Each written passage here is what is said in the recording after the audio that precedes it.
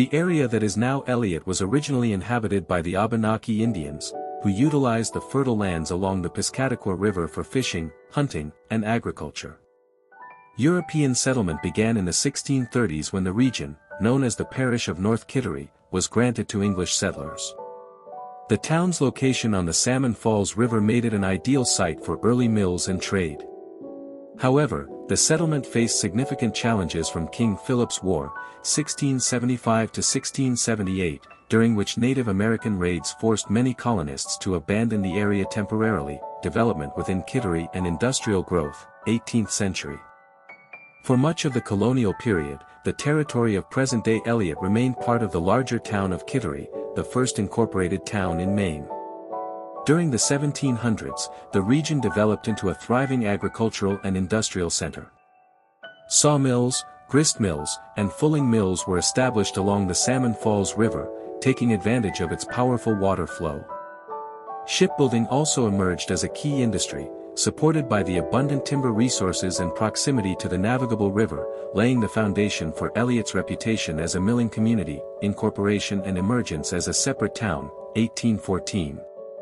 In 1814, the parish of North Kittery officially separated from Kittery and was incorporated as the town of Eliot, named in honor of Reverend Andrew Eliot, a prominent clergyman and loyalist who served in Kittery during the Revolutionary War.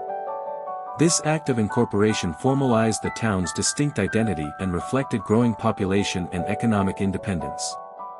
The separation was driven by practical needs, including the distance from Kittery's meetinghouse and administrative center, which made self-governance more feasible for the northern settlements, industrial expansion and peak productivity, 19th century. The 19th century marked the height of Eliot's industrial significance.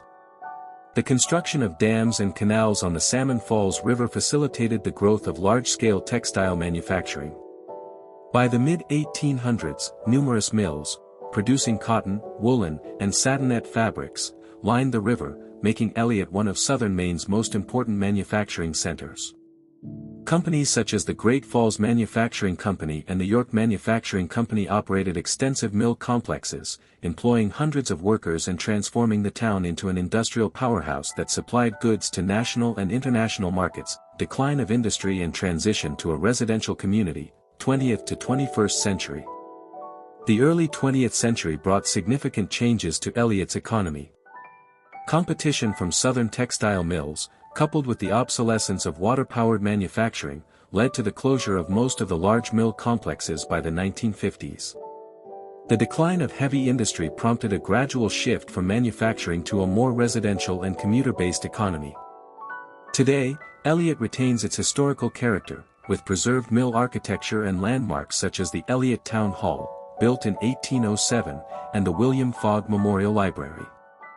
The town has evolved into a quiet, semi-rural community that balances its industrial heritage with modern residential development, maintaining a strong sense of local identity rooted in its river-based past.